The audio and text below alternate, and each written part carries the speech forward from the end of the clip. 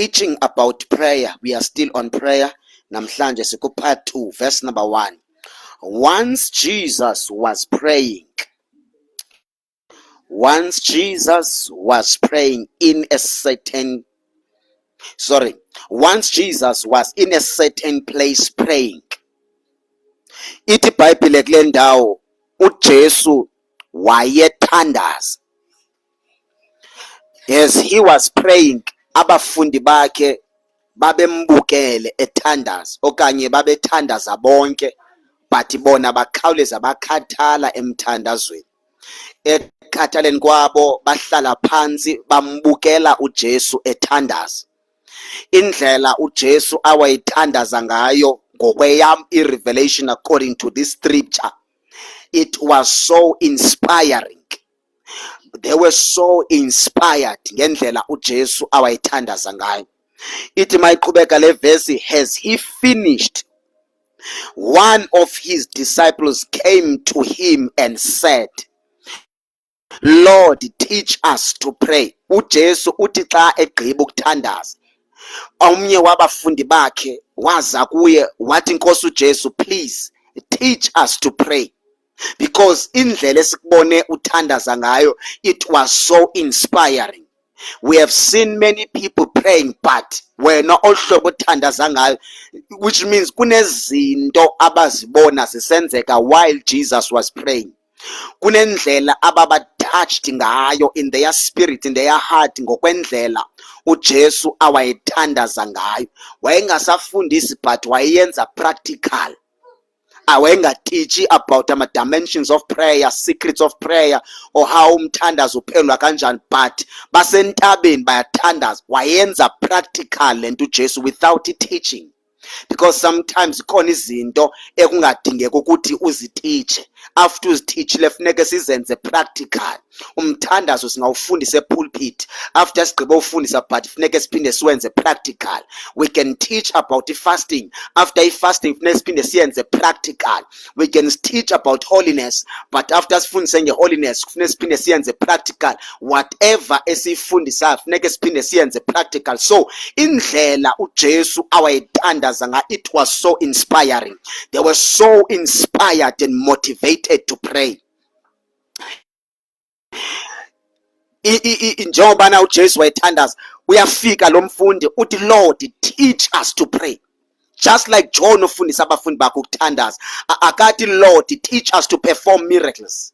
Teach us, Lord, to do wonders, to raise the dead, to heal the sick, to deliver the demon possessed, to do abafundi baka Jesu. But Lord, we have seen you performing miracles. We have seen you raising the dead. We have seen you doing wonders and wonders. But the way you pray, we are so inspired. So teach us to pray. So in other words, bayithola imfihlelo okanye revelation ebangela uJesu akwazi to perform miracles, to perform wonders, to raise the dead. By understand ukuthi power of the Holy Spirit generatewa njani. uJesu, while he was on the mountain praying, he was charging himself up. Wayezigcwalisa ngokuthandaza. Uthi iBhayibhile uJesu wayeliqala usuku ngomthandazo. Ebusuku mabelele buye mvuselele uJesu abe ngogqibela ukulala ahambe ayokuthandaza. He would spend more time in prayer.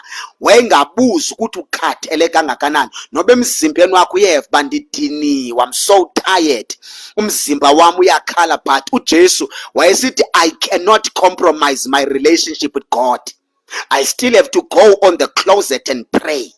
Wayevuka ekuseni ngabo 3 abantu besalele. He would pray for hours until abafundi bakhe bayomkhangela bafika uJesu ethandaza. And the crowd was following him because uJesu wayeunderstand imfihlelo nezinto zokuphila spiritual. Abantu wayebakhulula in the spiritual realm, abaphilise in the spiritual world, abavusa abafile in the spiritual world through prayer. Athi xa edibana nabo physical wayethetha ilizwi eli-1. Athi uba uyagula athi be healed, umuntu aphile. Bunamademon athi demons come out, aphuma amademon.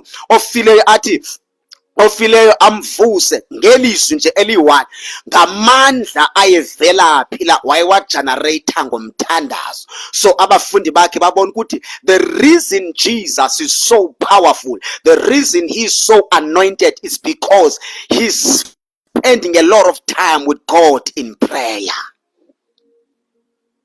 The more you pray is the more you receive from God. The more you praise, the more you become anointed. The more you praise, the more you get closer to God. The more sondela kuNkulunkulu is the more you is the more fana naye. Uthola character yakhe, uthola attitude yakhe. You will speak the same language noNkulunkulu. You will understand uNkulunkulu. You will understand his ways. You will understand his word. You will understand his will. You will understand everything about God. Emzothola imfihlelo. Athi uPaul kwibandla laseKorinte athi nina anazinto, uthi kunezinto ezingekabonwa ngamehlo, ezingekaviwa indlebe, ezizawukwenziwa ngabantwana bakaNkulunkulu. Ezo zinto zenziwa ngabantu who spend time in prayer. Lord, teach us to pray. Sifundise baba ukuthandaza. So if we can pray like Jesus, if we can fellowship with the Holy Spirit like Jesus, that means we can perform miracles. We can raise the dead. We can heal the sick. We can preach his gospel because we are filled by the presence of God. We are anointed to preach his gospel. So udobo ludonswa kuspend isikhathi ukufellowshipa noNkulunkulu endaweni yokuthandaza. Amandla azizwa ngoba you spending time with God in the closet. Ifoni yakho moyisebenzisa idinga sometimes uyicharge iyareporta kuwe ithi from 100% ithi 90%, from 90% 50%, from 50% ithi 30%, from 50% to 15%, on 15% ikunikeza warning. Ithi phone yakho you need to charge up. Ndithatha uyonifaka echarging hleze ndicime. Noba ungangayifaki izokwehla ithi 10% yehla ithi 5%, mayiku 5% ibhetri latshintsha libebomvu. Ikunikeza warning ukuthi hey uyabona zininzi chance oba ndicime. Once ndacima I cannot operate. There's nothing engayenza. So ndise charging. So now uyasazi isikhathi sokuyicharge ifone yakho. Same thing in the spirit. Go in the closet, in the place of prayer and charge yourself up ngokuthandaza.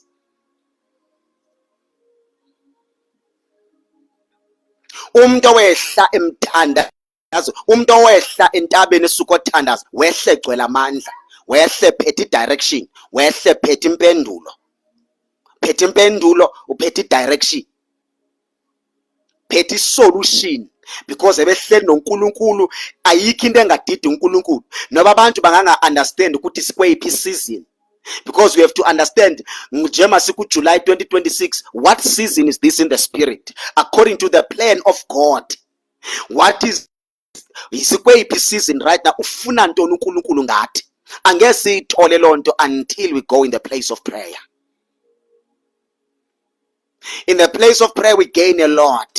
Uzothola peace, uzothola joy, love of God, freedom. There's a lot you will gain in prayer. Mawusehle emthandazweni kune relief ozoyiva.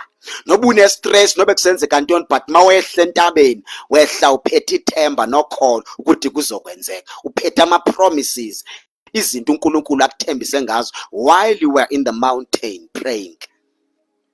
Lord, teach us to pray. Thina ke asiyazi nento esingayithandazela according to Paul in the book of Romans. Uthi it is the Holy Spirit who is helping us in prayer. Umoya ingcwele osinceda sikwazi ukuthandaza. Let me tell you your number one enemy. Your number one enemy is your flesh. Umzimba wakho, your flesh does not like prayer. Lento le ayifuna ukuthandaza, ayuthanda umthandazo. It does not like prayer. Anything edibenise noNkulunkulu, inyama, your flesh izicabukela kakhulu into za spiritual. But that's why sithi Paul in Romans chapter number 8 uthi abo bahamba ngokwenyama, those who live in flesh, they cannot please God. But those who are in the spirit, they will please God because they know his will. So if flesh is your number one enemy before the devil, no Saturday morning are too dangerous, but your greatest enemy is your flesh, because flesh hates prayer. Flesh hates fasting. Iflesh icapukela nokufunda iBhayibheli. Iflesh ayifuni obheka enkonzweni. Iflesh ayifuni ohlabelela. Iflesh ayifuni lutho yezinto ezizokwenza noNkulunkulu. That's why we sacrifice our flesh in prayer and fasting. Lord, teach us to pray.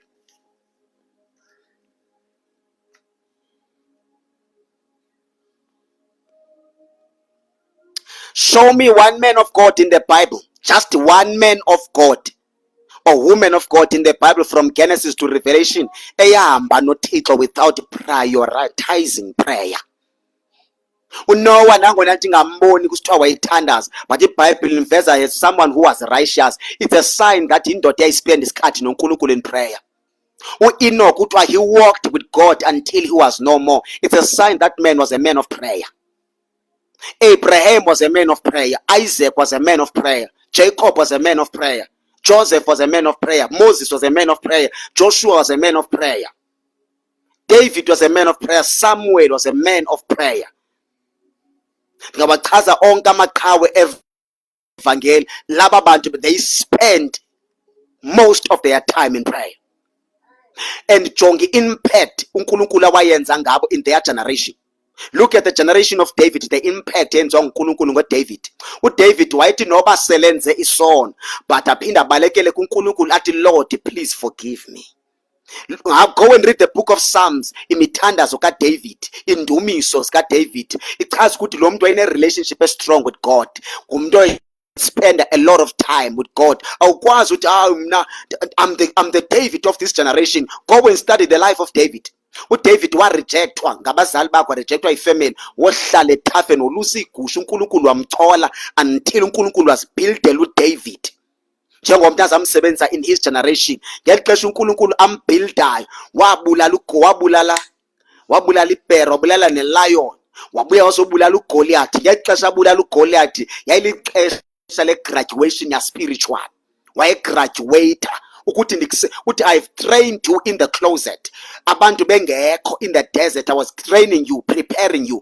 Wamsa in public, empromoter. Umuntu ospend isikhathi esininzi emthandazweni, especially ethandaze yedwa kwindawo efihlakele, siyazi isikhathi sapho uNkulunkulu azokuveza khona in public.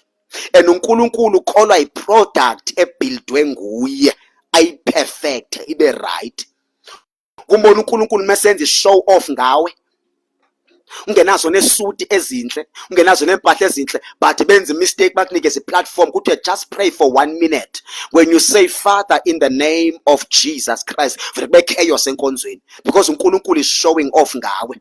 Uthi nanku lo muntu spend isikhathi nami emthandazweni, uyandazi lo muntu, akahambi ngegift, akahambi ngesambulo somnye umuntu, kodwa ngumuntu owazana namncakasa. Liresponde fast izulu. Bona abantu besiwa phansi, abanye bethandaza, abanye bekhala, kwenzeka imvuselelo. Usathi, Father, in the name of Jesus, because every word that comes out of your mouth is like a nuclear bomb. Likhavarishwe ngamandla ne-anointing, because ulimi lakho litrainwe in the closet endaweni yokuthandaza. How Jesus trainwe endaweni yokuthandaza. The Father respond uNkulunkulu that this is my son. Kwehle the cloud of glory and the whole house be filled by his presence. Ubona abantu bekujongela phansi, bekundermine, besondela, bekubuza questions, kanti wenza njani? Fumase kwimfihlelo, imfihlelo obvious. You spend time with God in prayer. That's why laba abazalwa besithi, Lord, teach us to pray. We want to pray like you. We are so motivated. We are so inspired. We want to pray like you, Jesus. Because we have noticed ukuthi after prayer, awuhambi nge-anointing yayizolo, uhamba ngogcobo lwanamhlanje. Imessage oyishumayelayo message oyithathe ku-YouTube, message oyikope kubani, but you always come with fresh manna. Because xa usuke endaweni yokuthandaza uzane fresh manna. Ilizwi ulambula ngendlela entsha, abantu basheke bezibambene kanje bathi lo muntu ulambule njani, wenze njani to reveal ama-scripture. Can you spend a lot of time with God in prayer? And God will open your spiritual understanding to understand scriptures, will open your eyes to see in the spirit, your ears to hear his voice, akunikeza understanding to understand scriptures and give you the secrets of the kingdom. Nakazama ukulwa nawe hayi abamelani nawe because of the anointing. Awuna title, awuna gama, awuna office, akho gift abakwazi ngayo, awaziwa ngalutho, but une backup yezulu. Backup uNkulunkulu because you spend time with him. Often ndiyithanda loo nto wena uNkulunkulu ilixesha lakhe to show off. Athi mjongeni lo ngunyana wam oyintando. Nyana wam oyintando lo mveni. Hayi. That's why the devil will never allow you to pray. Because what's the benefits of prayer? The devil will never allow you, no demon will ever allow you to pray. They will do everything in their power to stop you when mawubheke endaweni yakho yokuthandaza. Lord, teach us to pray. Lilifa labantwana bakho. Abona lilifa, it's your inheritance. Into ongenokwazi kohluka na umthandazo, akuhlukwana na umthandazo. Thandaza and jona abantwana bakho nabo bafuna uthandaza. Thandaza phambi kwabo until babe inspired. Uthi noba selungekho but indlela athandaza ngayo umama, indlela athandaza ngayo utata, I'm so inspired. Omnye uzokulinganisa sewungekho, i-anointing yomthandazo izobathatha. Noba ngathi abafuna ukusindiswa, ngathi abafuna ukukholwa, but the way you pray phambi kwabo, they will never forget imithandazo yakho.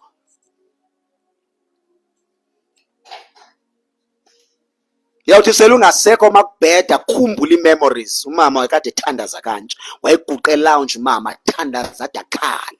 Sive i-atmosphere khona i-peace, sive i-presence kaNkulunkulu. But at the time umntwana wayesafuna into zezwe, wayesafuna ubheka ezweni kwilizwe lakwaphalaphala njengonyana welahleko engabi namsi. But uthi umzali selengasekho okanye umzali selengananto ayithethayo, but i-investment azenze ngomthandazo. How Jesus, mthandazo ufana nebhenki, uyakwazi no-investor. Uyakwazi u-investor for your future in prayer. You can even pray for your future. Uyawufika imithandazo yakho ekulinde kwi-future. Uthi ufuna sebusendaweni, you are struggling to pray. Bajonga ndisahambi ngawamamandla, ndihamba ngemithandazo yakudala. Mithandazo endayenza ngexesha lam ndigcinwe endaweni ethile, but ndiyabona ndihamba ngaloo mithandazo. Ndisahlala eCape Town, I invested 3 years in prayer. 3 years ndithandaza. Xa ndithi 3 years ndithandaza andithi omnye angayi-interpreta ngendlela eroko athi wathandaza from nge-1 kaJanuwari maybe ngo-2020 what until opunya. No. I'm saying ndaba intentional, ndaba focusa, ndaspend isikhathi in scripture nasemthandazweni sese-Cape Town. I would go on the mountains and pray. There's a lot and I experience, and ngumntu mna othanda kakhulu uthandaza yedwa. Ndinama memories ne-experience ezininzi ezenzeka ngexesha lam ndithandaza. Uthi umuntu usakhuluma naye, uMongcwele ambula izinto, uthethe naye prophetically, wambula izinto ngayo ungamanzi, umshumayeze, umuntu avela aphenduka akhali. Abangajonga uvela apho ngubani, ungumprofeti kanti awungomprofeti, but umthandazo ukwenza ube sensitive, wambule nezinto ezininzi. Invest emthandazweni. Ndathi ndifike KZN nabangajonga, hey ku-tough la when it comes to prayer, ku-tough when it comes to into ezininzi, but kwafika imithandazo yakudala. Imithandazo yase-Cape Town yavuka ngezinyawo, nemithandazo yase-Eastern Cape ndahamba ngemithandazo yakudala. Bangajonga hayi ngoku kunzima emthandazweni. Ewe ndiyaphusha but kunzima, but fumanise kuba i-investment. Ndodonsa kwi-investment because I prayed for the future. Kune-fasting endandizenza ndingazixoli i-response kwi-fasting, kanti ezo fasting zawundinceda kwi-future. Sele ndingathandazanga ndizibone ezinye izinto zizenzekela, ndikhandiyicele ndikhandiyithandazele, ndizibuze uba le nto yenzeka njani. Kanti i-investment nda-investa ndisese-desert. Isikhathi sami sokuswela, ngesikhathi sami sahlela edesert, uNkulunkulu endimolda njengoJohane ethi iBhayibhile uJohn wathathwa uNkulunkulu wamkhulisela ehlane until he was ready ukuthi amveze in public. Alikho ikholwa eligraduator lingaqala ngevarsity. Evarsity kulapho sibuya khona. Ivarsity yamakholwa kusedesert. That's why nebandla lakwa-Israel lathi xa likhutshwa e-Egypt ladluliswa edesert. I-desert is a place of preparation before uyongena kwi-elevation, before uyongena kwilizwe lesethembiso. God is going to prepare you in the desert. Omnye kubhede emtshatweni kanti usedesert. Omnye kubhede everything in your life kanti usedesert. Ma usedesert, you must understand that season. That season, that's where you should invest more in prayer. Invest more in prayer and fastings. Prayer, fasting athi uyahlanya bade bakusizele. Abanye bade bazokunqanda bathi stop fasting. Wintoni wafasting athi awuna future. Ntoni wafasta kangaka mzalwane? Hey, silukudla uthandaza ubheke phambili. Uzobona wena ngexesha apho uThixo akuphakamisa kuveza khona. People will come everywhere bedonswa ifavor kaThixo ephezu kwakho. Because ngeke ube se-desert forever. NoJohane wahlala khona but kwafika isikhathi apho uNkulunkulu amreleasa khona. A-graduate spiritual. Enazo zonke i-qualifications, or diploma or degree, masters and honors. Enazo zonke za spiritual. I-wisdom wayenayo, i-knowledge wayenayo. Spiritual, he was strong. Wayenazo zonke ifavor kaThixo ephezu kwakhe. Ithi iBhayibhile abantu babesuka eGalili, besuka eJerusalem, besuka kwiindawo eziphezulu baze kuJohn ehlele edesert, ehleli ngasemfuleni ebhabhadisa abantu. Athi xa efika angacompromise imessage. Athi phendukani nina nzala yamahambe. Kwa amazwi aphuma kuyaphuma eCalvary, show i-anointing ayithole emthandazweni. Jesus, you are missing a lot if you don't pray. Uyayazi pain umoya ingcwele kufaka kwisizini apha kwenza ube nehunger to seek him and to pray, but awuyisebenzisi leyo season to pray and seek his face. Kufumanise uba kufika isizini yokuphakanyiswa kwakho but agange uinvest for isizini yokuphakanyiswa kwakho. You did not prepare i-character, i-attitude, awuna capacity yokudila nabantu because azange uprepare, zange wenziwe. And uNkulunkulu uyakoyikisela, uyayiqomba xa kubeka kwiposition ethile you will disappoint him. Uzawuphatha imali eninzi ngezandla, wakuphatha imali umshiyaphule uNkulunkulu uhambe uyogroova, uhambe uyochomela abantu abashiya ezweni bekuhleka kuba usahluphe kuthi wokuthola imali. Uqomba yu bayandazi uThixo ndiphendule khawuthi ndihambe ndiyobachomela koFacebook uze babone ukuthi nam ndinento ezithile. Athi uNkulunkulu lo mntu zange ayi-understand i-assignment, don't understand the purpose, because angavuma ubheka edesert. Hlungu edesert. No job, what, any business and everything. Waluza yonke into. His business was destroyed. And it was the will of God, because wathi uSatan engena nezithunywa zezulu ezulwini wabuzwa one question nguNkulunkulu uSatan. Wathi, hey Satan, before you say anything, uyamazi uJob? Yaresponda la, ndiyamazi qha wena uNkulunkulu umprotectile kunye nento zakhe. Wathola i-permit by the will of God to destroy everything, but angamchikinisa uJob. His business was destroyed. Ingane zakhe zatshabalala, waphelwa into yonke.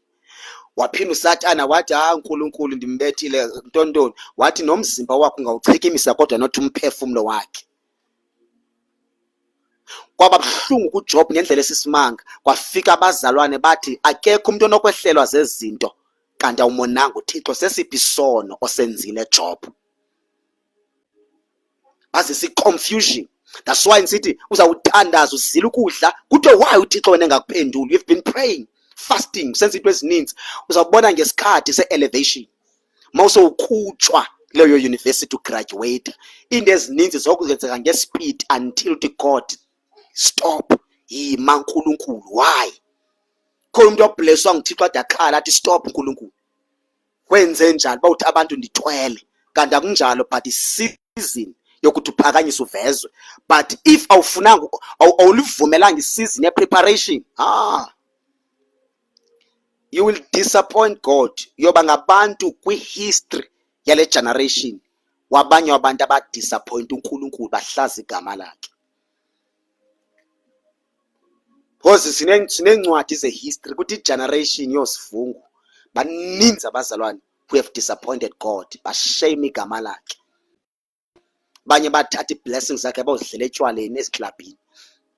Abanye wayengavunywa namantombazane engekasindiswa, wathi awuba nento zonke wabheka ezweni wochama ngonto zikaNkulunkulu.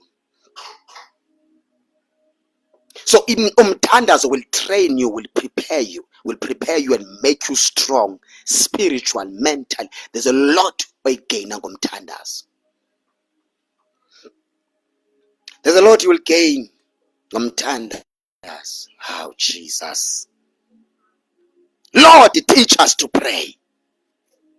Teach us to pray. uJesu wayebathatha ahlale nabathandaze nabo. Athi bethandaze nababuye belele, athi bazalwane vukani nithandaze. Anikwazi nolinda i-hour nithandaze. Because uthi the spirit is willing but the flesh ayivumi. Uthi kodwa push. There are times apha iservice ifuneke kungashunyayelwa kuthandazwa. Nalo khatheleyo athi sithi umfundisi uthi we are praying, open your mouth, thandaza. Ulithandaza ibandla until libreak onke ama-dimensions athile alimithabona spiritual, until you are filled by his presence and power in the name of Jesus. Ndicela ke sibhale phansi nazi into endifuna ufundisa ngazo. Ndicela ubhale phansi the different types of prayer that produces results. Different types of prayer that produce results. Different types of prayer that produce results. Umthandazo uzokwenza ube spiritual. Prayer will make you spiritual. Prayer will make you sensitive. Prayer will make you understand the will of God. Will make you know the will of God about your life. Prayer will make you see in the Spirit. Prayer will make you hear the voice of the Holy Spirit clearly. Umsebenzi wantoni lo? We-pray. Ndicela ubhale phansi ke ngo different types of prayer that produce results. Number one, if ne-diary ungabhala phansi isikhathi siphelile bazalwane. Number one, sine-prayer of repentance and sin confession. Prayer of repentance and sin confession.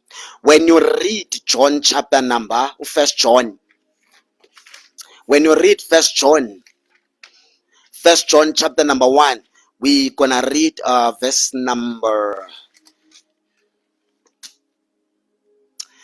1 John chapter number 1. Let me read verse number 8. If we claim we have no sin, we are only fooling ourselves and not living in truth.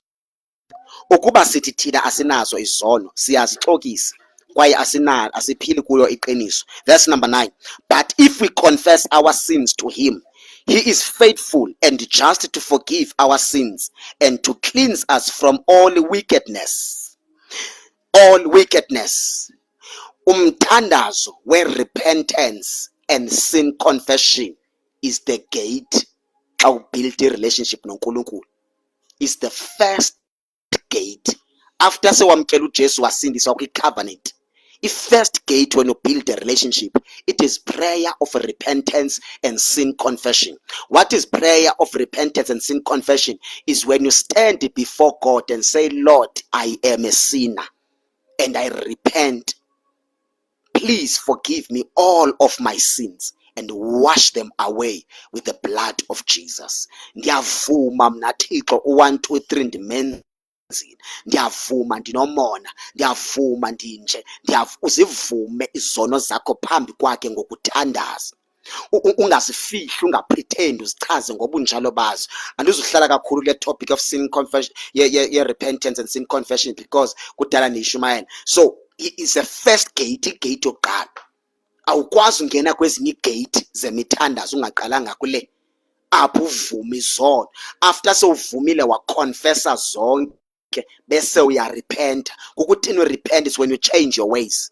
Awusahambi ngendlela ubuhamba ngazo. Awuzuqhubeka ubheke eziklabhini, awuzuqhubeka ujole, uflethe ku-WhatsApp, uflethe on Facebook. Kunezinto ongazukhomenta kuzo because ukwi-mission of building your relationship with God. uNkulunkulu ayingomuntu nje. Ngeke uNkulunkulu umfanise no-president basemsamo. uNkulunkulu akayo comedian. He's not a comedian. He's very serious uNkulunkulu. Nendaba ye-covenant uNkulunkulu zithatha serious. So that is the first gate. You will repent there. You confess your sins. And uyalahla pha. Uyadelete inumber, ungene efonini, number yabantu ubujula nabo flirta nabo, awusabaniki chance, uyadelete pha, uyablock. If bayakuhlupha uthi utshintshe ne-cell number. NakoFacebook uyangena uyacleana pha, kuyacleanwa pha. Kuyacleanwa pha, kuyaguqukwa, kuyaphendukwa, kuyarepentwa, kuyaconfesswa.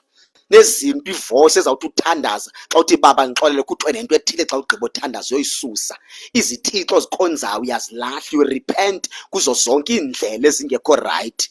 Ayidingi nosivungu laa nto, nguwe uyathandaza. Xa uthi Lord I repent, i-repentance ayikhiwa apha phezulu. You go from the roots.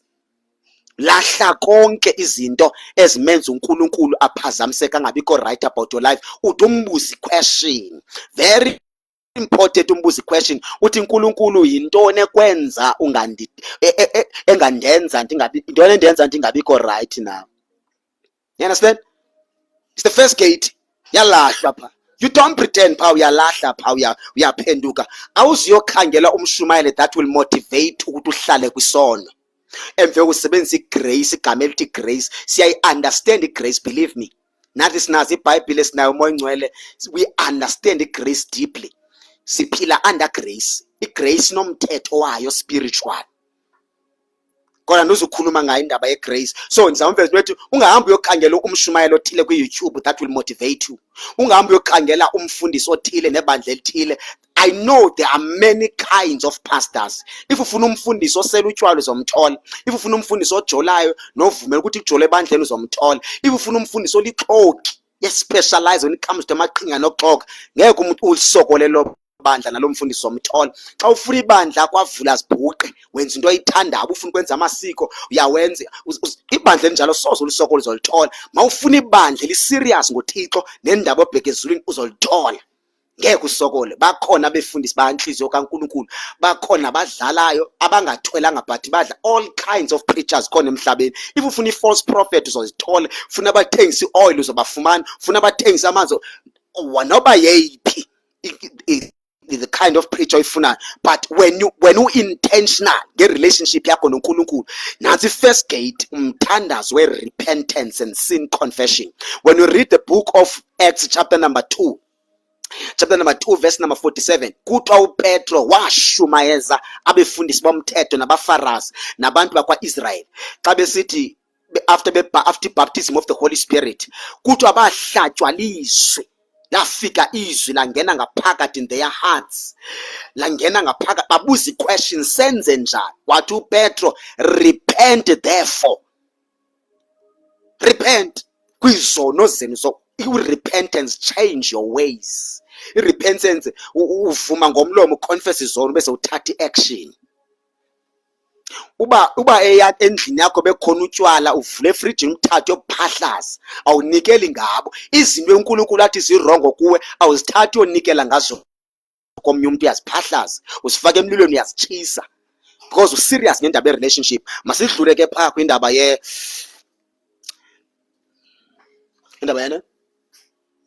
repentance. Different types of prayer. Prayer number 2, prayer of concentration. Concentrate. Ngixola uAaron kwazi umbiza abazalwana nasesikolweni bayancama othisha. Concentration ke anditsho ukufocus. Nditsho lo CONCENTRATION. Amen. Thank you so much, Graced. So ke ngoku apha wenza ntoni? Ndicela sihambe siyofunda uRomans chapter number 1. Romans chapter number 1. Romans chapter number 12. We're reading verse number 1. Thank you so much. Udu verse number 1 phaya. A living sacrifice to God, verse number 1. And so, dear brothers and sisters, I plead with you to give your bodies to God because of He has done for you. Let them be a living and holy sacrifice, the kind He will find acceptable. This is truly the way to worship God. Uthi apho uNkulunkulu lo mzimba wakho, this body, nikela ngawo. Give God your body. Xa umzimba wakho ubelonga kuNkulunkulu, ngeke, you never ever uthatha utshwala or any substance, or ngeke ubheme, ngeke usele utshwala, ngeke ujole, ngeke ukhuluma amanga, ngeke ufake ithathu, ngeke wenze lutho ngalo mzimba, because this body now belongs to God. But ngela xesha umzimba ubusa ownwa imimoya, besifeba ngayo imizimba yethu, besithakatha ngasihlabela amadlozi ngale mizimba, besingena eziklabhini, besitshintsha amantombazana nabafana, senze iclub, sihamba iclub, senze into ezininzi, sigqoka nakanjani, because at the time we were not a living sacrifice, holy and pleasing to God. Xa ungena kulona umthandazo, kulapho uhlala phansi khona uyazisearcha, urepentile, waconfess zone. Now upper you are searching yourself, you allow God to scan you. You say, Holy Spirit, scan me. Uyintoni engakonwabisanga apha kum? Sinsiwe moya ngcwele, but yini ekwenza ungonwabi ngami? I want to clean myself. Cela sihambe siye kuJoshua, Joshua chapter number 3, verse number 5. Uthi Joshua chapter number 3 verse number 5.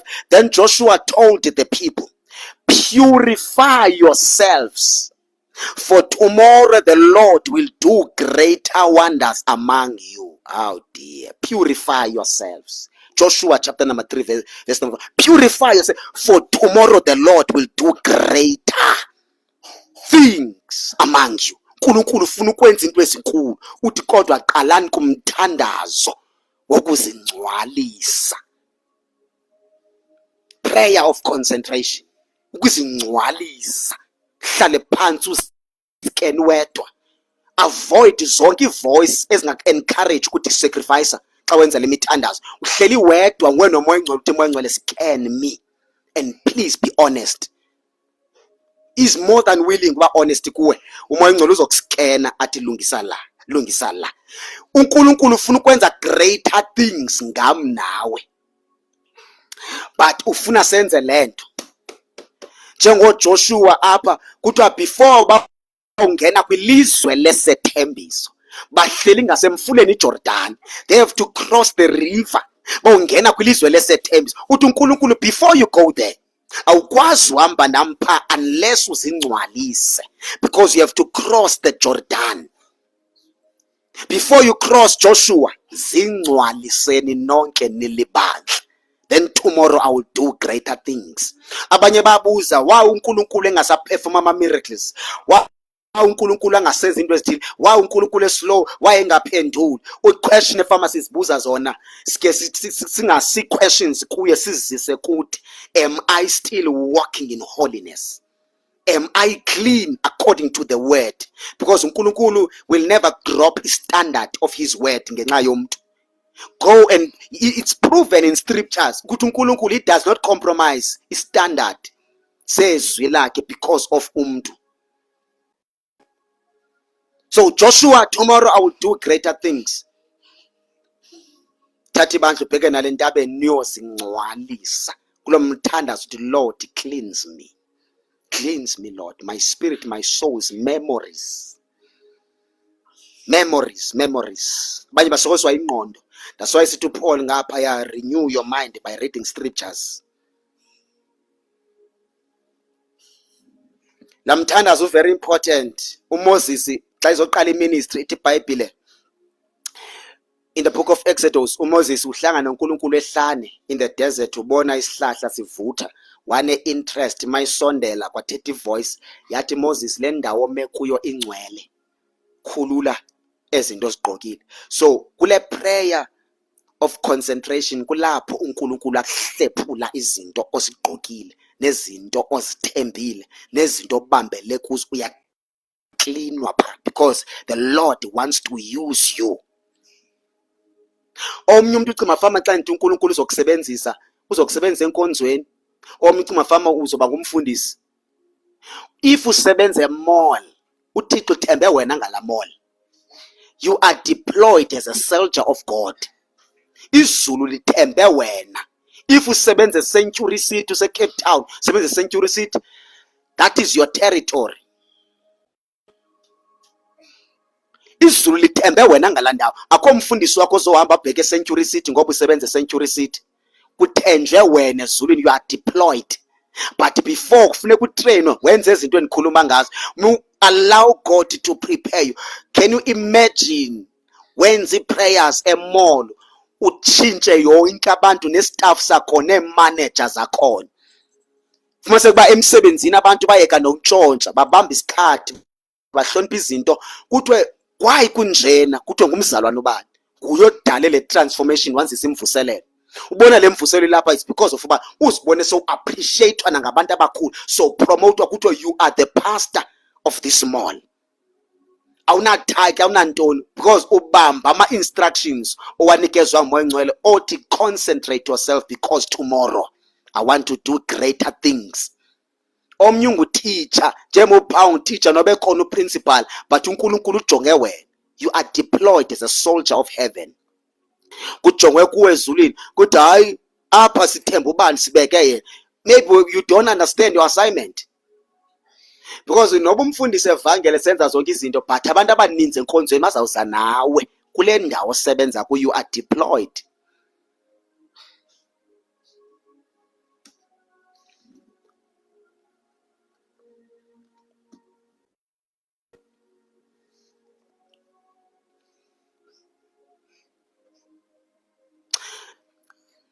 Number 3, prayer of seeking God. The prayer of seeking God. Prayer of seeking God. Mthandazo wokufuna uNkulunkulu, ufuna ubuso bakhe. Let me read chapter number 6, verse number 33. Chapter number 6. We're reading verse number 33. To verse number 33 in the book of Matthew.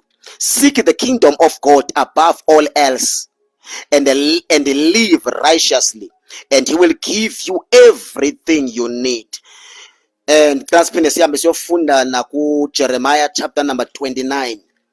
Jeremiah chapter number 29. Let us read verse number 13. Verse number 13 pa ku Jeremiah verse number 13 chapter 29. If you look for me wholeheartedly, you will find me. Ufundifuna ngenhliziyo yakho yonke uzanifumana. Ndidla ngothi ke uNkulunkulu uyathanda ukuzifihla, because uyathanda ukufunwa. Uyathanda uzifihla. And after uNkulunkulu ezifihlile, boyinotice lento. Thetha nge-prayer of seeking God. Boyinotice lento xa uNkulunkulu ezifihlile enhlizweni yakho, uye akwenze unqanwe. Banalanto yokumfuna, banalanto yokumlambela, bajonga I'm so tasty, I want God. Ndifuna ne-experience, ndifuna ubambana naye, ndifuna ubona ubuso bakhe, ndifuna njalo nje. I want to, yabo uThatu Paul, I want to know him and the power of his resurrection. Kulapho ungajonga ngoku, anisajonganga blessings, anisajonganga into ezibonakalayo, anisajonganga promotion emsebenzini, anisajonganga lutho, but I want you God, only you. Reveal yourself uNkulunkulu. Ufuna ubonana nawe, ufuna ubambana nawe. You go deep in prayer. Uvuke ekuseni uthi baba isendimi ndizofuna wena. Reveal yourself. Yes, usindisiwe uJesu mamkele, waziveza kuwe ngokuthi umamkele, but after umamkele ufaka la hanga yokumfuna. Fumase ba invest more time kwi scripture, invest more time kwi fasting and prayer, seeking his face. Ngaphandle kokufuna into ezininzi, ukhalela yena. That's why sithi ngopha uJesu uthi first seek the kingdom of God and the rest will be added unto you. Ngamanye amagama uNkulunkulu uzobona by his will ukuthi yini oyidingayo ube ungekayithandazeli. That's why sithi uJesu kwezinye ama verses uthi nento oyithandazela already seyazi uNkulunkulu. Ungekathandazi usezothandaza, wazi nento oyidingayo. So lo mthandazo is very important ukwenza umthandazo wokumfuna. Noma ngathi as from today, nge 21 kaJuly 2026, I want to seek God until I found him. Kanti until you found him, which means ube nendlela owazana nayo ngaye personally. Besides indlela endimpresente ngayo, uyamazi ngendlela apresentwe ngayo ngabashumayeli. Nomshumayeli umfundisi, the prophet, the apostle, xa ime phambi kwakhe present uNkulunkulu ekwazisa ngaye, ukwazisa ngomuntu naye awahamba wamfuna, wathandaza, wathi Lord reveal yourself. I want to know you until what they watunywa. Remember I said ministry anointing, vision and everything zizalwa inkonzo fellowship. The more you fellowship with him is the more you become anointed. You will receive a vision, you will receive a message, you will receive a ministry, you will receive clear purpose of God about your life, plan of God about your life. You will understand everything because you spend time with him. So amademon, they make sure ukuthi we don't seek God, instead sifuna into zakhe, but yena sibe singamfuni. We don't invest ekumfuneni uNkulunkulu. Prayer of seeking God. uNkulunkulu, I want to know you. Funa ukubona, funa ukwazana nawe, funa ubambana nawe, funa uhamba na. I want to walk with God. Uthi Moses in the book of Exodus uthi uNkulunkulu, we are not living here without your presence. If we have to die, we have to die. If our enemies have to kill us, they rather kill us. But without your presence, we are not going anywhere.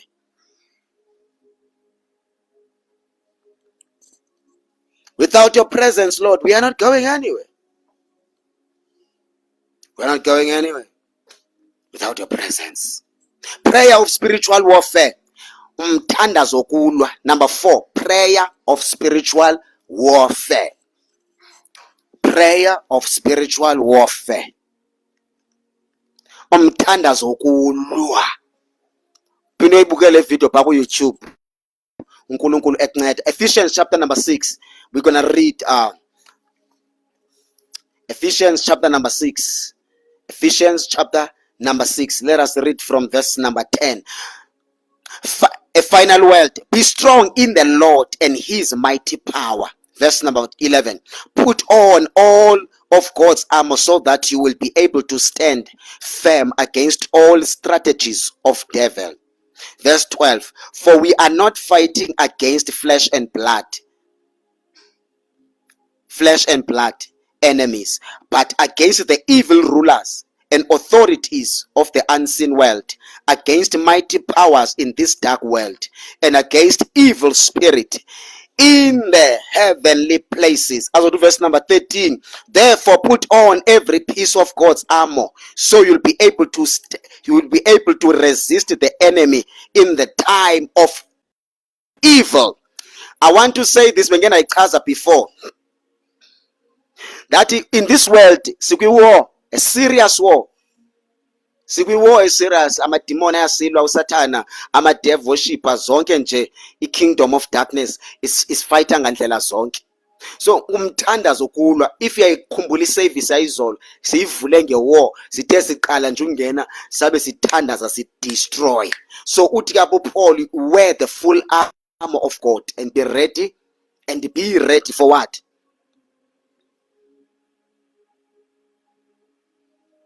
And be ready to resist the devil, because Satan ukhona to attack. So uthi wear the full armor. So ensindisweni kuyaliwa. Kuyaliwa ensindisweni. Now be soft xa ungumzalwane. This is war. A serious war. Emaphupheni uSathane uzokuzama, spiritual uzokuzama, ngabantu uzokuzama. Then you must know how to wrestle spiritual, ukuthi kuliwa kanjani spiritual. Wonke lo nto umoya ongcwele uzokufundisa in prayer. So khona umthandazo kulwa. Asuzubamba inkemba silwe nabantu physical. Asuzuphatha guns and shoot abantu. No. Asuzukwenza lona. Thina silwa through prayer. Silwa through umthandazo. Sithi Father, in the name of Jesus, ndiyama kwiposition yam njengomntwana kaNkulunkulu. The devil is a liar.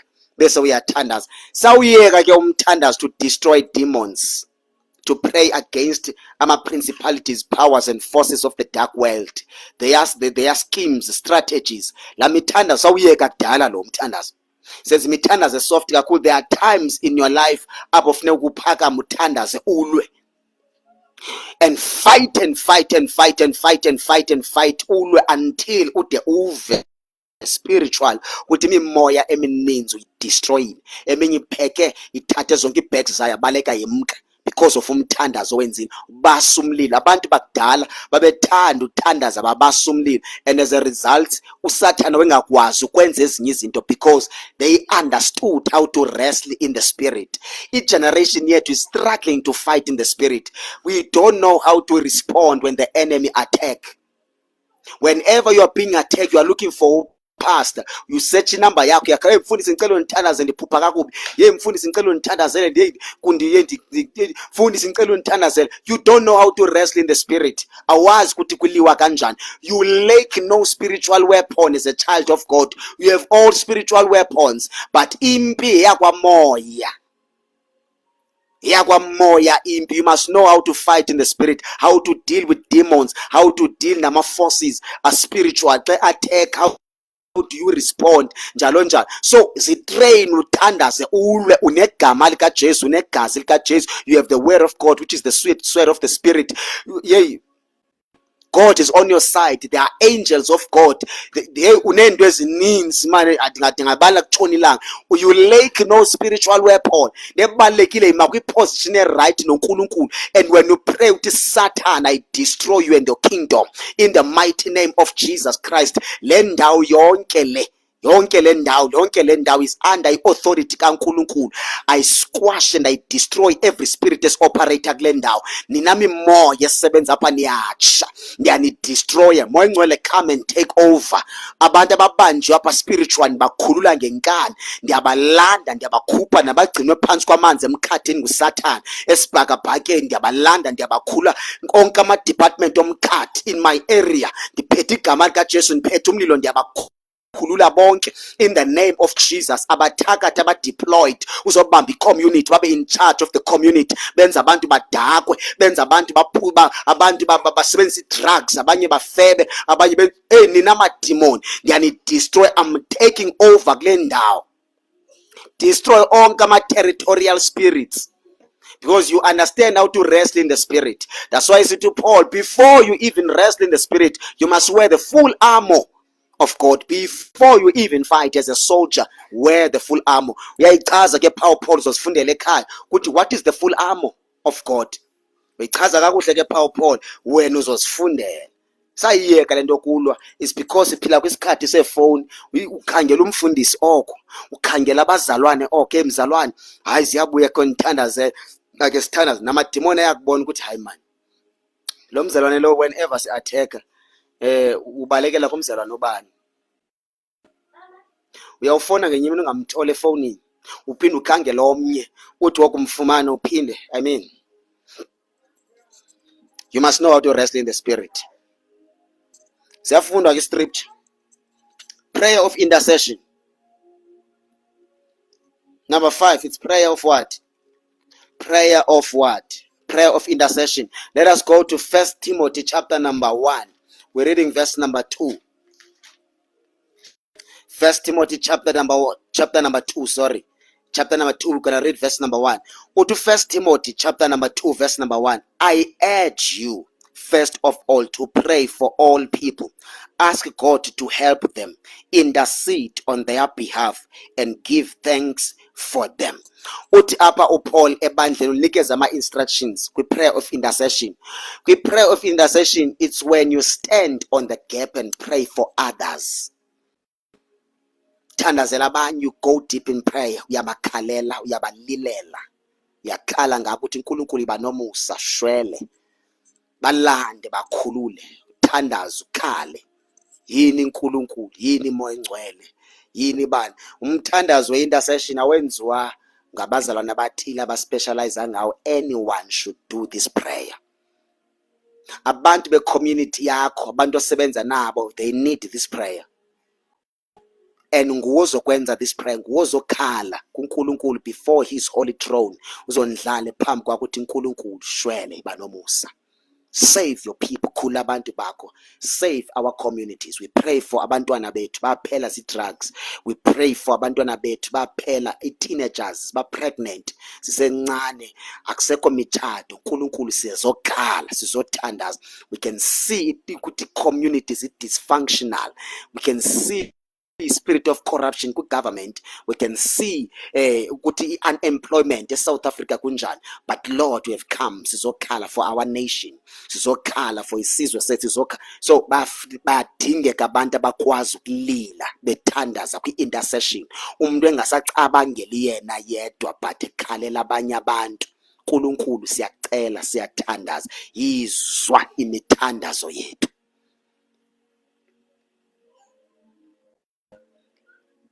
uthi Paul read verse number 8 in the same chapter, uthi pha angamadoda ebandla aphakamisa izandla ezingcwele. Into yeprayer ayisiyonto yomama, ngiyabazalwane into osindisiweyo. Awuthiwa omama bahamba bawo-intercess bayothandaza even amadoda. Can you imagine xa kuthandaza amadoda ekhala phambi koThixo? Siyini uNkulunkulu banomusa, siyaphela isizwe. Phakama mdali wezulu nomhlaba. Thingeka abantu abazawukhala bathi uNkulunkulu, we need revival. uNkulunkulu raise soldiers. Bantu abazophatha izwi lakho bahambe ngesipidi sikamoya engcwele. Preach the gospel to our communities. uNkulunkulu siyabona inqabile imvuselelo, sizokhala, sizolila. Siyaphela isizwe sikhona, igeneration yethu, igeneration ezawukhunjulwa ngezinto ezimbi. People spend time on social media. People don't prioritize prayer, relationship with God. People don't take izinto zikaNkulunkulu serious. Sebe igeneration yawukhunjulwa njalo. Iyawuba njani igeneration elandelayo xa sinje? If asikhali kule generation yethu, sikhale negeneration elandelayo, kuyoba nzima kakhulu. Igeneration yethu ingathi ifane negeneration kaEli, apho kuthiwa ilizwi likaNkulunkulu lalinqabile, laliswelekile izwi lakhe. So kudingeka abantu abazokhala, bazolila bathi uNkulunkulu nakule generation siyakhalela vela.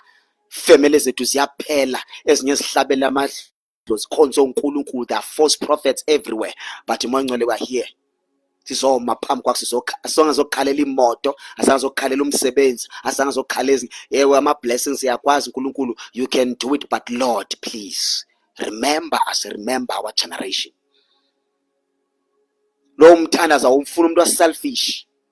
Ngeke ukwazi uthandaza nomthandazo if you are selfish, and uzoba ne-reward when you read the book of Luke chapter number, is it chapter 1 or chapter 2, apho kuthiwa kunomama onguprophetess Anna, kuthiwa engumhlolokazi, she was a widow living in the temple. Kuthiwa wayethandaza engeni fasting, worship uNkulunkulu.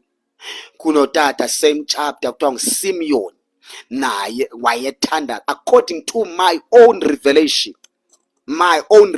I believe these people were interceding a ministry kaJesu before afike.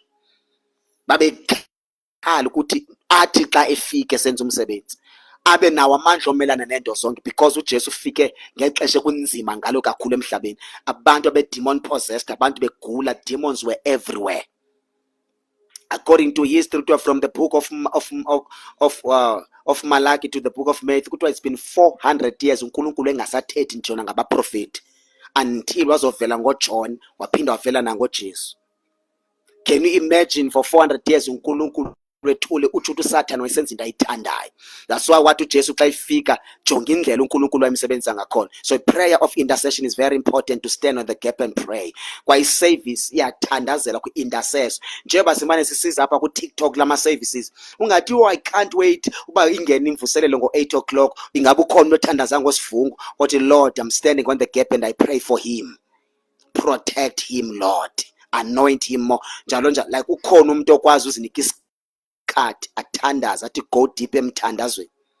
Because nomfundisi uyathandazela before you criticize umfundisi, before ushare ivideo ngomfundisi othile umtrendise, ubuke wathandaza na. Do you know how hard it is to be a pastor, to be a leader, especially leader spiritual, yokusebenza ngabantu? It's very hard. Wena ungalindela ba ngomso soba ne service ku TikTok abethu 8 unganibona ufone antholakala efonini, fumanise bangikhathele nalo nto kushumayela. Kanti there are kinds of spirits ezifike zazozon attack engqondweni ngengcinga ezinegative, ndiboma yo andikhathele vele abantu ayisingobama. Kubona umuntu xa sebanjwe zidemons, hayi nabantu ayisingobama bazibone kudala. So uyathandazelwa umfundisi, you stand on the gap uthi uNkulunkulu, we pray for him. Ndikubonise ibandla xa lingathandazi likhoste kanjani. Chapter number 12, the book of Acts, ithi iBhayibhile uJames wakhathwa ikhanda uHerod, qhawula intloko uHerod, kuthiwa kwacelebrate kwa-Israel. Ibandla lakhala, kwathatha uPetro bamfaka eprison, kwathiwa after Passover nayo uPetro yalandela, until ibandla la understanda ukuthi umthandazo ipriority. Lahamba labheka endaweni yokuthandaza, kuthiwa zange lilali ibandla, lathandaza ngoPetro, lakhala ubusuku, alibali hours. Kuthi bazalwane makuthi umhlabelelo, kwangenwa emzini kaMary kwathandazwa, kwakhala, kwathi uNkulunkulu baphela abapostoli. Simbona uJames bemqhawula ikhanda ubani ozoperform ama-miracles, who's going to preach the gospel, who's going to teach the gospel, until ibandla lathandaza. Jonga imiracle yenziwa uNkulunkulu, waphuma umpostoli. In our generation bangapha abantu abawayo abavuswa nguThixo, because ibandla lithandaza, umuntu enjoy ureceiver from the pastor. Kanti nawe umfundisi uyadinga ukuthandaza ukuthi uNkulunkulu protect him ukuze sikwazi uthola more ngaye. Because xa ungamthandazisi ufuna ubenefita kuye kuphela, but umthandazisi, I mean, come on.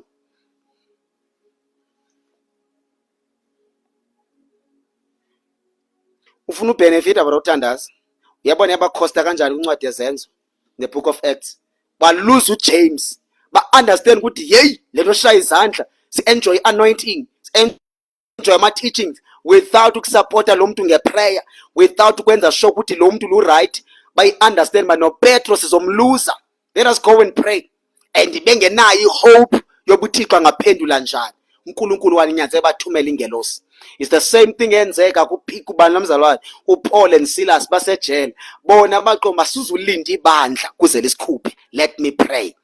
Kuthiwa in the middle of the night bathandaza bahlabela until uNkulunkulu wabakhupha, wenza miracles kwakhuleka nabaninzi. Sometimes uthi ulindele ukuthandazelwa nawe khawuthandaza, nawe ukuthandaza ungacomplain. And mina ndifuna kwalathi ufone uthi mfundisi ngicela undithandazele, hawu mina ndithandaza. Hey mfundisi, please remember me in your prayers and mention my name. Nami ndithandaze, ndiye kwi-diary, umzalwane ubani uke wathi ndithandazele wethi nami I would pray and pray and pray. Kanti wena ubukela iTV usonga izandla, dawu sifunga uzothandaza ngami. Ubukela iTV wena uyistrolla ko TikTok, you don't even pray. Uthi mfundisi kodwa usathandaza ngami, wena urelax usonga izandla kodwa ucele ukuthandazela. So nawe thandaza, hleze nami ndikhohlwe ngoba hayi ndikhohliwe ngomzalwane ubani. So awukwazi ufuna ukuthandazela kodwa nawe uthandaza usonga izandla, ubukela iTV, ubukela ishow, ustrolla ko TikTok kodwa uzinika isikhathi sokuthini sokuthandaza. So ndicela imithandazo nawe ube usithini uthandaza. Siyayivala apha namhlanje, sophinde sibuye kusasa in the name of Jesus Christ. Ndicela sime apha, sime kwi-prayer of what? Of intercession. Ndicela sivale, uNkulunkulu asincede. We are coming back tomorrow, same time, 8 o'clock until 9:30 in the name of Jesus Christ. uNkulunkulu asisize kule mvuselelo. Please come back tomorrow. Make sure ukuthi uyabuya kusasa. Let us pray. Father, we are praying for revival. We are praying for revival, Moingwele. We are praying for revival. We are praying for revival. We are praying for revival. Revive our prayer life. Revive our prayer life. Revive our prayer life. Buyisa ukuthandaza. Moingwele, buyisa ukuthandaza. Ibandla lakho Nkosi phinde uligcwalise ngamandla okuthandaza. There is no revival without prayer. Prayer izisa imvusele. Sigcwalise Baba ngamandla okuthandaza. Revive your church in prayer. Baba wethu onamandla nalowa olazy, ongasakwazi ukuthandaza, owalose interest in prayer. Omnye umbona umthandazo uyinto engekho interesting or inspiring. Baba wethu onamandla, we pray for a grace yokuthandaza. Nobe maninzi amademon in our generation, zininzi challenges, traps and strategies of the enemy ezenza sibe lazy to pray, but namhlanje sithandazela igrace yokuthandaza.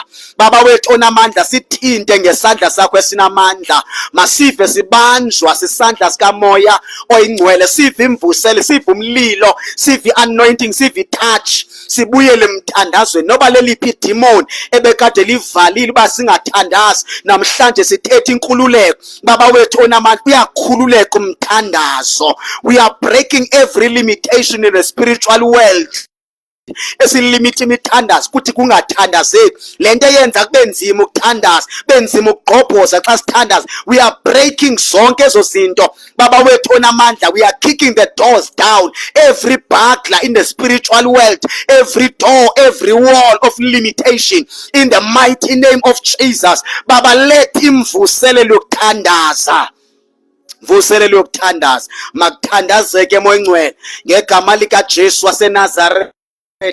Baba siyathanda, vusa ibandla elithandazayo naba abantu bakho 440 yabantu moya ngcwele, touch them all, revive them, Holy Spirit. Mabeva imvuselelo ukuthandaza, benza abanye bavuke ekuseni bathandaze, bavusa abanye ebusuku bathandaze, makubekho abathandaza emini. Baba wethu onamandla, ngiyaliphusha nali ibandla lakho, uyabuyela kwi-position of prayer ngegama likaJesu waseNazaretha. Bandla lezenzo lathi lithandaze upper room, wehla umoya engcwele wangena kubo bonke ngumlilo onqothulayo. Baba wethu onamandla, kwehla umlilo wemvuselelo. We are praying for revival.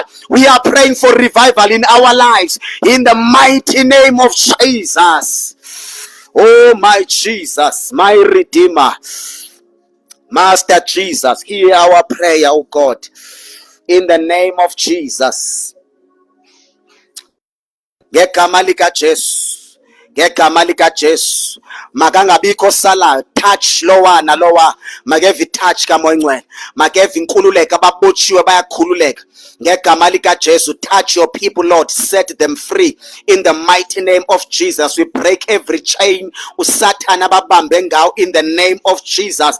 Onke ama spiritual prisons abavalelwe kuwo, Baba siyabakhupha, siyababheyila ngegazi likaJesu, ngegama lika Jesu. Bayaphuma, bayakhululeka, ibandla liyaqala liyathandaza, kuvela ne-gifts of the Holy Spirit, kuvuka abantu after this revival in the mighty name of Jesus. Bantu abazothandaza, moya oyingcwele siyathanda, vuselela ibandla libuyele emthandazweni, sizobona imvuselelo eSouth Africa, eAfrica, umhlaba wonke. We know without a doubt ukuthi umthandazo uproduce imvuselelo. Baba wethu onamandla, sincede moya ngcwele, sibe nalo ixesha lokuthandaza, isikhathi sokuhlala nomoya oyingcwele and go deep in prayer. Baba wethu onamandla, imessage namhlanje ithi Lord teach us to pray. Sifundise ukuthandaza moya ngcwele, sifundise uthandaza, usibuyisele endaweni yokuthandaza, usinikeze amandla okuthandaza, ukhulule ugcobo, the fresh anointing for this generation. Baba wethu onamandla, we pray in Jesus Christ's name. Siyabonga moya ngcwele. Thank you Holy Spirit. Thank you Father. Thank you King of Glory. Thank you Jesus. Siyabonga moya ngcwele, in Jesus Christ's name. Amen. Thank you Jesus. Siyabuya ke ngomso, we are coming back tomorrow. Ngomso ku Wednesday we are coming back. Next week sizoba ne-revival eSoweto. I-announcement next week sizoba ne-revival eSoweto. It's a one-day revival. It will be on the 1st of August 2026. Izoba sePinville. Izoba sePinville, close to eMamponya Mall.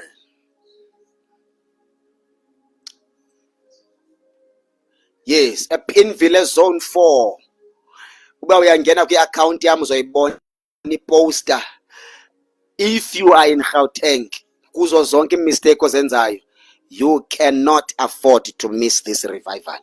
It's a fire revival. Every curse ebamba ubomi bakho, uNkulunkulu is going to break it. Every spirit esibamba ubomi bakho, the Lord will set you free. Abagula umoya ngcwele uzobaphilisa, abadinga uba revived spiritual bazoba revived on the 1st of August 2026. We will be in Soweto. We will be in Soweto. Please come in numbers. Invite as many people as you can. Even if usay Eastern Cape, usempumalanga, unoba uphi. If kunabantu baziyo baseGauteng, tell them about this revival. Next week on Saturday. I-poster ikhona kwi-account yam. Ungangena account yam uzoyibona i-poster. Inama full details, address, ungafaka kwi-GPS. Asihambe siyonothandaza eSoweto. uNkulunkulu akusize in the name of Jesus. Cela ubona isandla othi I will be there. Cela ubona isandla somuntu othi I will be there. If uthi hami nanzobe ndiphaya, ngicela ubona isandla sakho. Nazi izandla siphakama. Nazi izandla. iGauteng nje uzaba khona live for abantu abakude.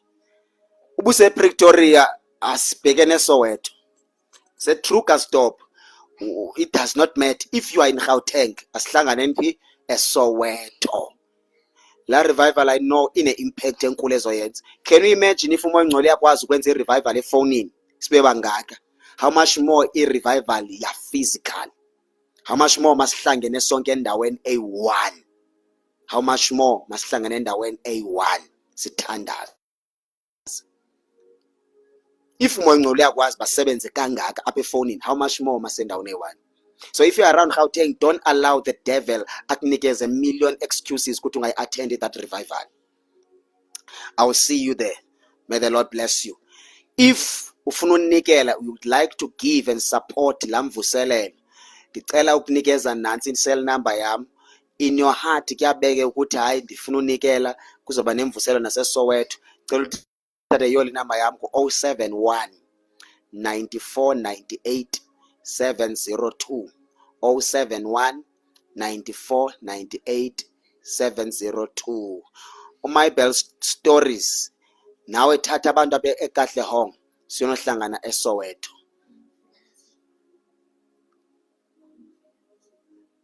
Nawubuseval please come.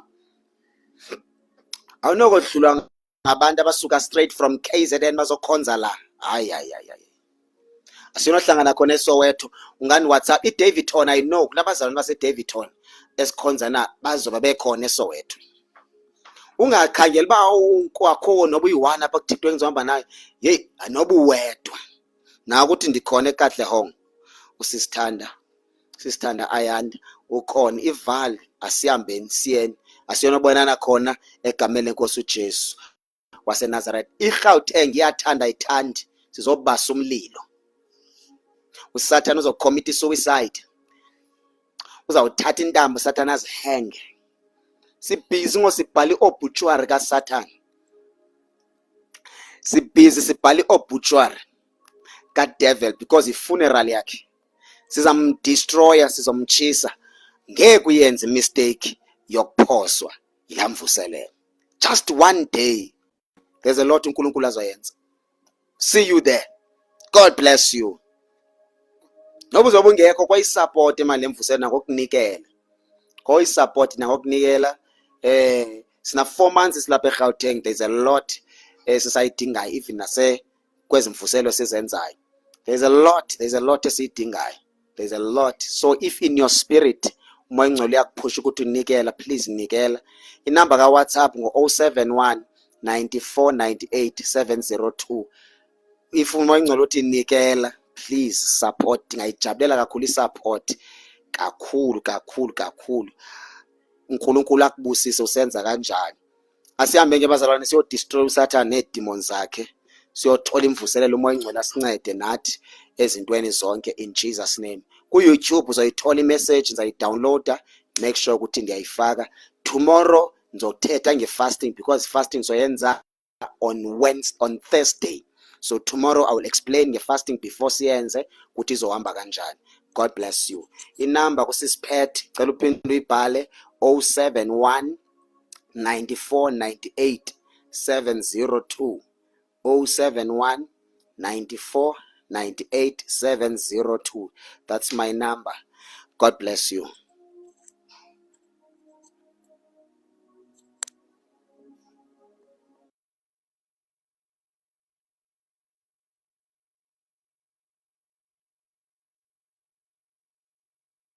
Siyabonga.